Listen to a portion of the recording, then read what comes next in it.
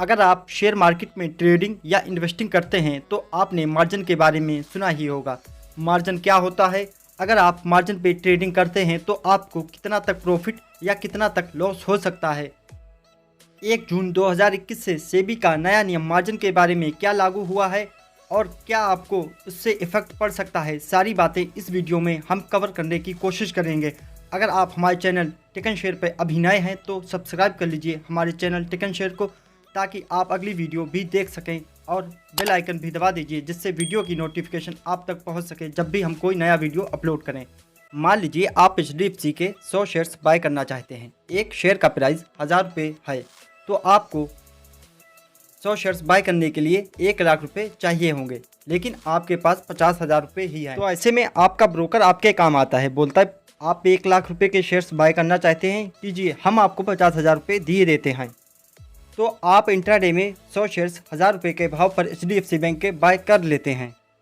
जिस दिन आप HDFC बैंक के 1000 रुपये पे शेयर बाय करते हैं, उसी दिन HDFC बैंक का शेयर प्राइस 1000 रुपये से 1100 रुपये हो जाता है और उसी दिन आप HDFC बैंक के 100 शेयर्स 1100 रुपये के रेट पर सेल कर देते हैं। इस तरह आपको 10,000 रुपये का प्रॉफिट हो जाता है 50,000 रुपये के ऊपर। तो इस तरह आपको एक ही दिन में 20% का रिटर्न मिल जाता है अपनी इन्वेस्टमेंट पर। जब आपने HDFC बैंक के 100 शेयर्स को 1100 रुपये के रेट पर सेल किया था तो वो 1 लाख रुपये से 1,10,000 रुपये इन्वेस्टमेंट हो गई थी। तो इस तरह ब्रोकर ने अपने 50,000 रुपये काट लिए और आपके 60,000 रुपये आपको दे दिए। 50,000 जिसमें आपकी इन्वेस्टमेंट थी और 10,000 रुपये प्रॉफिट। तो आपके इस तरह 60,000 रुपये आपको ब्रोकर वापस कर देता है। जो ट्रेडिंग करने के लिए आपके ब्रोकर ने आपको 50,000 रुपये दिए थे, उसी को मार्जिन कहा जाता है। अब आप सोचते होंगे कि ब्रोकर ने आपको 50,000 रुपये उधार में क्यों दिए, इससे ब्रोकर का क्या फ़ायदा हुआ। अगर आप 50,000 रुपये की ट्रेडिंग करते और उसे मान लीजिए ब्रोकरेज 1% मिलता, तो 50,000 रुपये पर 1% 500 रुपये ही होता। ब्रोकर के उधार 50,000 रुपये देने से जहां आप 50,000 रुपये की ट्रेडिंग करते, वहीं आपने 1 लाख रुपये की ट्रेडिंग की, जिससे जहां उसे 50,000 रुपये पर 1% ब्रोकरेज मिलता, वहीं अब उसे 1 लाख रुपये पर 1% ब्रोकरेज मिलेगा। तो 50,000 रुपये के ऊपर 500 रुपये बनता है और 1 लाख रुपये के ऊपर 1000 रुपये बनता है। जहां ब्रोकर को 500 रुपये का फ़ायदा होने वाला था और अब वहीं ब्रोकर का 1000 रुपये का फ़ायदा हो जाता है। जब आप मार्जिन पे शेयर बाय करते हैं, अगर शेयर प्राइस बढ़ती है तो आपको फ़ायदा होता है, अगर वहीं शेयर प्राइस गिरती है तो कितना आपको नुकसान हो सकता है, इसके बारे में भी आपको पता होना चाहिए। आपने HDFC बैंक के 100 शेयर्स मार्जिन पे 1000 रुपये के भाव पर लिए थे और वहीं शेयर प्राइस गिरकर 1000 रुपये से 900 रुपये हो जाती है। तो HDFC बैंक के 100 शेयर्स आप 900 रुपये के भाव पर सेल कर देते हैं। शेयर प्राइस गिरने से टोटल इन्वेस्टमेंट 1 लाख रुपये से होकर 90,000 रुपये हो जाती है। इस तरह 10,000 रुपये का लॉस हो जाता है।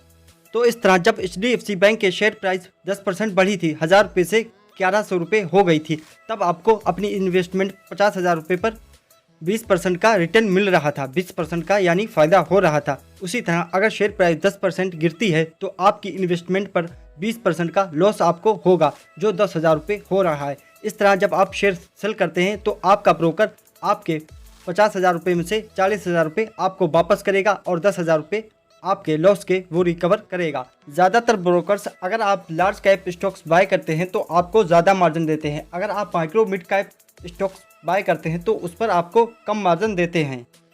सेबी का एक और नियम मार्जिन के बारे में आया है जो 1 जून 2021 से लागू हो चुका है। जहां 1 जून 2021 से पहले ब्रोकर्स अपने क्लाइंट को 50% तक का मार्जिन दे सकते थे। अब 1 जून 2021 से सेबी का नया नियम लागू हो चुका है, जिसके मुताबिक अब ब्रोकर्स अपने क्लाइंट को 25% ही मार्जिन दे सकते हैं। मान लीजिए अगर कोई कंपनी का शेयर प्राइस 100 रुपये है और कोई क्लाइंट उस शेयर को बाय करना चाहता है, अगर उसके पास 75 रुपये नहीं है तो उस शेयर को वो बाय नहीं कर सकता है। अगर 75 रुपये है तो ब्रोकर उसे 25 रुपये और दे देगा एज आ मार्जिन और वो शेयर को बाय कर सकता है।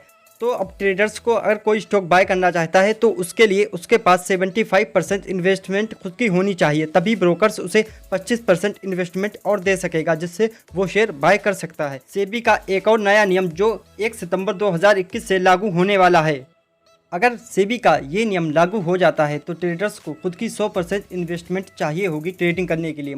मान लीजिए अगर कोई ट्रेडर ट्रेडिंग 1 लाख रुपये तक की करना चाहता है तो उसके पास 1 लाख रुपये खुद के होने चाहिए, तभी वो ट्रेडिंग कर पाएगा। अब ट्रेडर्स के पास जितने पैसे हैं उतनी की ही ट्रेडिंग कर पाएगा, अब उसे मार्जिन नहीं मिलेगा अगर ये नियम लागू हो जाता है। अभी तो फ़िलहाल नहीं हुआ है, तो ऐसा नहीं है। अगर आप ट्रेडिंग करते हैं तो आपके पास 75% खुद की इन्वेस्टमेंट होनी चाहिए और 25% आपको मार्जिन ब्रोकर आपको दे देगा 31 अगस्त 2021 तक। ये नियम लागू करने का सेबी का क्या पर्पस है इसके पीछे, ये भी आप सोचते होंगे।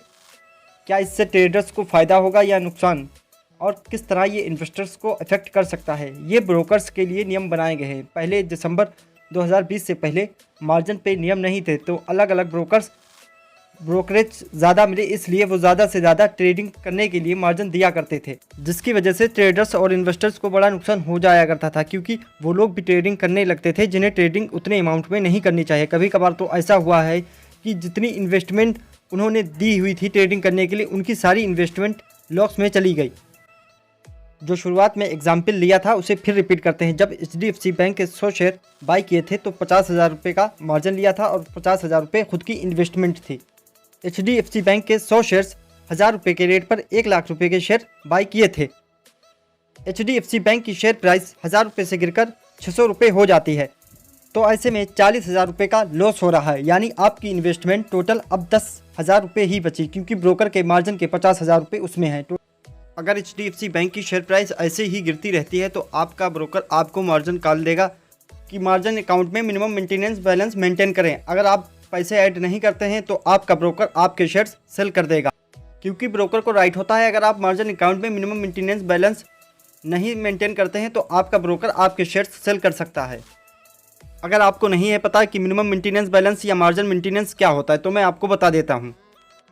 मार्जिन मेंटेनेंस वो बैलेंस होता है जब आप ट्रेडिंग कर रहे होते हैं, जब अगर आपको लॉस होता है, ताकि लॉस को रिकवर ब्रोकर कर सके आपका। इसलिए मेंटेनेंस बैलेंस आपके अकाउंट पे होना चाहिए, जो अलग अलग ब्रोकरेज फर्म्स अलग अलग लगभग रखती हैं। ट्रेडिंग करने के लिए फिनरा के मुताबिक 25% मेंटेनेंस मार्जिन तो होना ही चाहिए ट्रेडिंग अकाउंट में।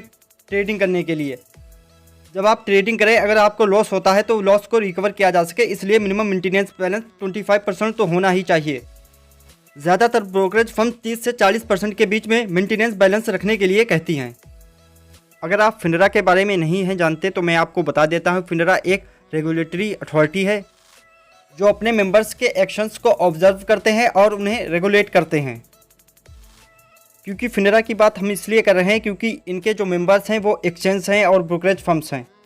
जैसे कि शेयर मार्केट का सारा काम सेबी की देख रेख में होता है, वैसे ही फिनरा की देख रेख में ब्रोकरेज फर्म्स और एक्सचेंज लेते हैं।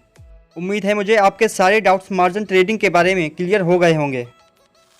अगर आप शेयर मार्केट में ट्रेडिंग और इन्वेस्टिंग करना चाहते हैं तो आपको उसके लिए चाहिए होगा एक डीमेट अकाउंट। आप फ्री में घर बैठे ही डीमेट अकाउंट एंजल ब्रोकिंग में खुलवा सकते हैं। लिंक डिस्क्रिप्शन में दी हुई है, वहाँ से फ्री में डीमेट अकाउंट खुलवा सकते हैं।